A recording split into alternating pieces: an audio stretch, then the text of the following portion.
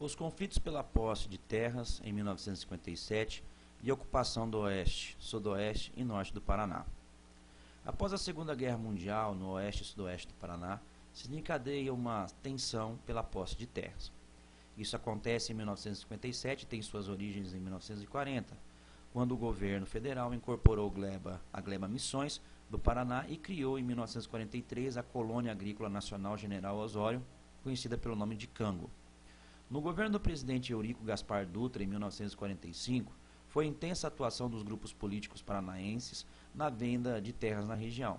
Destaque para a Citla, Clevelândia Industrial e Territorial Limitada e a Pinho e Terras.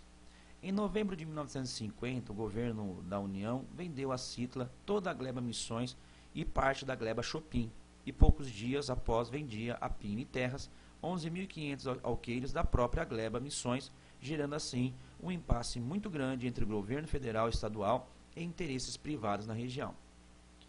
Foram instalados escritórios de vendas de terras na região de Francisco Beltrão e Santo Antônio do Sudoeste e construída a estrada da integração entre Pato Branco e Francisco Beltrão, até Barracão, o que acelerou a vinda de novos colonos para a região. Os colonos já assentados eram convidados a se dirigir aos escritórios das companhias, a fim de regularizarem sua situação. Exigiam que os colonos assinassem promissórias de dívida. Os colonos que se negavam a assinar os papéis passaram a ser ameaçados de morte. As companhias contrataram pistoleiros e os colonos poceiros da região iniciaram uma reação armada contra as empresas e seus jagunços. A partir de abril de 1957, começaram os primeiros choques armados entre os dois grupos e muitos colonos fugiram para a Argentina ou retornavam ao estado de origem. Foi enviado para a região o coronel Alcebiades Rodrigues da Costa, que organizou uma espécie de polícia civil e conseguiu retirar da região os homens armados das empresas, assim como desarmar os colonos. Com o fim do levante, o problema da posse de terras foi resolvido em 1961, quando Jânio Quadros, pressionado pelo governador Ney Braga, desapropria terras em litígio no sudoeste do Paraná.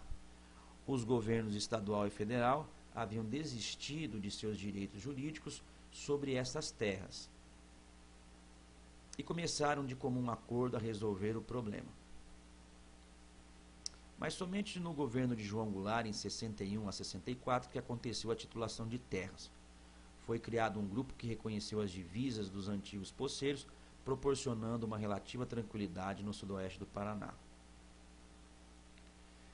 Já a ocupação do norte do estado, especificamente na região chamada de Norte Velho, ou Norte Pioneiro, ocorreu por volta de 1840 entre os rios Itararé, Paranapanema e Tibagi, e esteve associada à necessidade de ligar o litoral brasileiro ao Mato Grosso, além de ocupar os caminhos frequentados pelos tropeiros.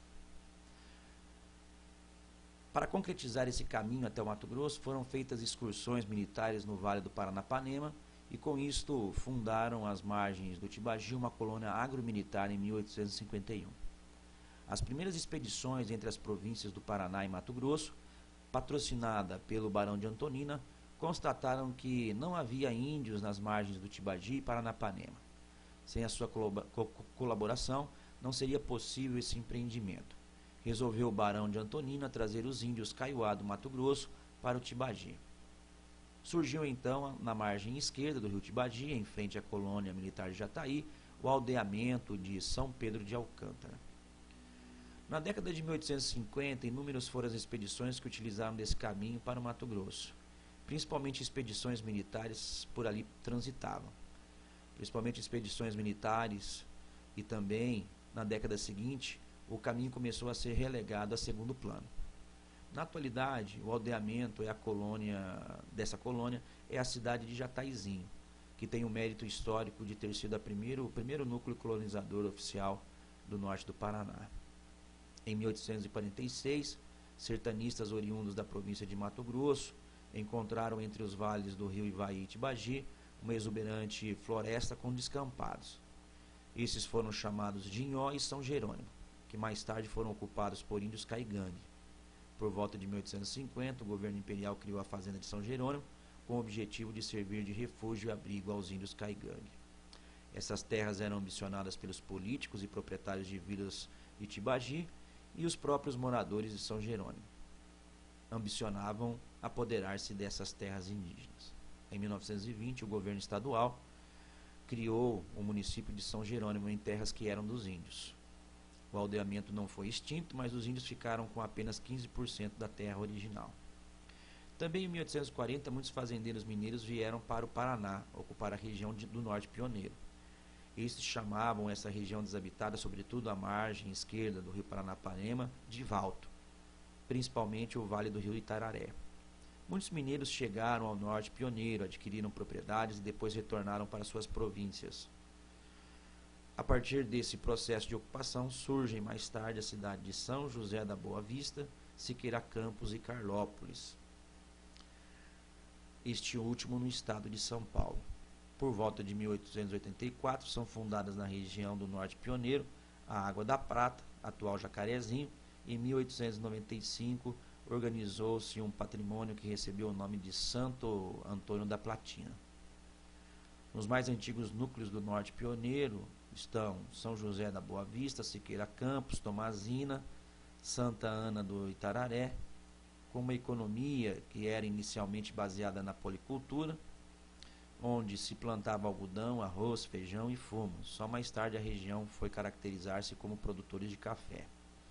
Em 1920, o Estado concedeu a um grupo paulista a exploração de 70 anos de uma estrada de ferro que, partindo de Ourinhos, passasse pela ex-colônia de Jataí. Essa estrada de ferro foi denominada de São Paulo-Paraná e visava inicialmente ligar Ourinhos a Cambará, numa extensão de 29 quilômetros.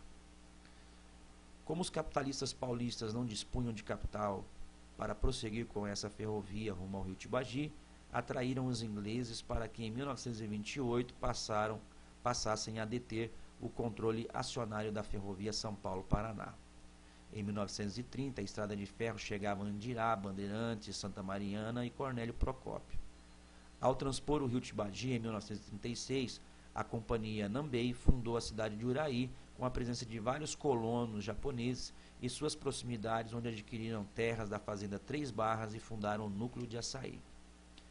Nessa mesma época, chegava ao Brasil uma missão econômica inglesa para estudar a situação financeira e comercial do país e desenvolver um estudo para reformular o sistema de arrecadação de impostos federais.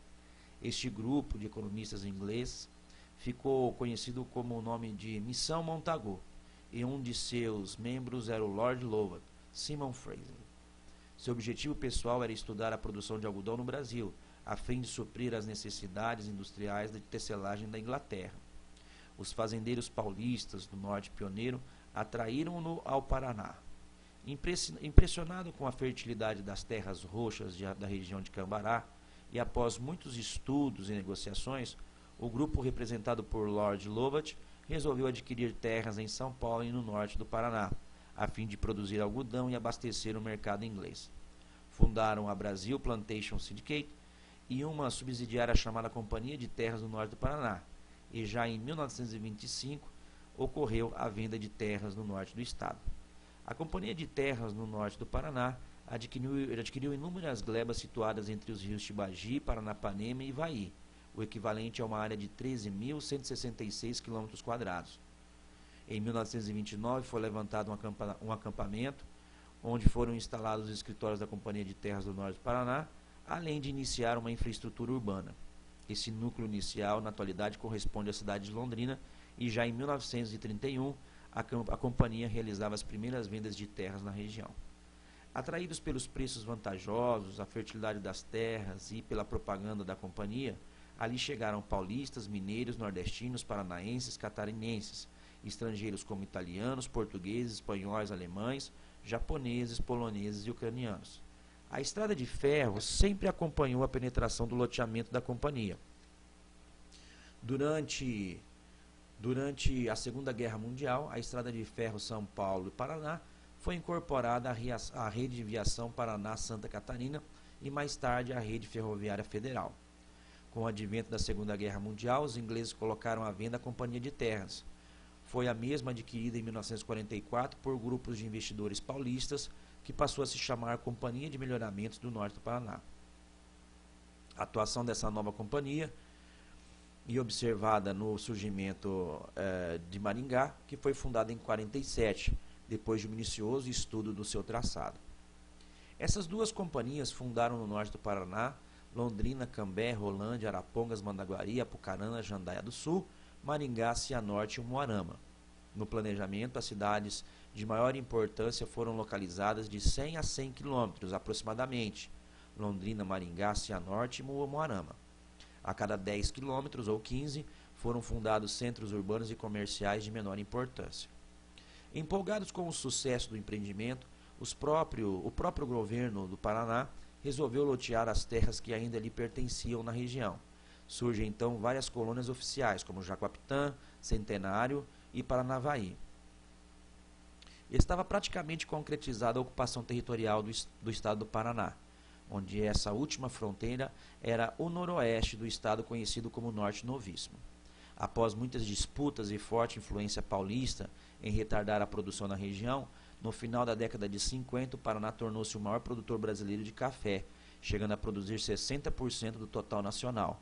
Na década de 40, o eixo produtor café deslocou-se do norte pioneiro para a região de Londrina, o chamado Norte Novo, sendo escoada primeiramente por estradas de ferro até o Porto de Santos e posteriormente para o Porto de Paranaguá, em ferrovias e rodovias. Contudo, a partir da década de 60 e 70, alguns fatores vão contribuir para a decadência da cafeicultura no norte do Paraná, como as geadas de 1963, 64 e 66, e desenvolvimento da produção de soja, trigo e pecuária. Além de uma numerosa mão de obra, começou a migrar para os centros urbanos do estado ou para outras unidades da federação. Entre outros produtos da região, produz milho, feijão, arroz, cana-de-açúcar, mamona e rami.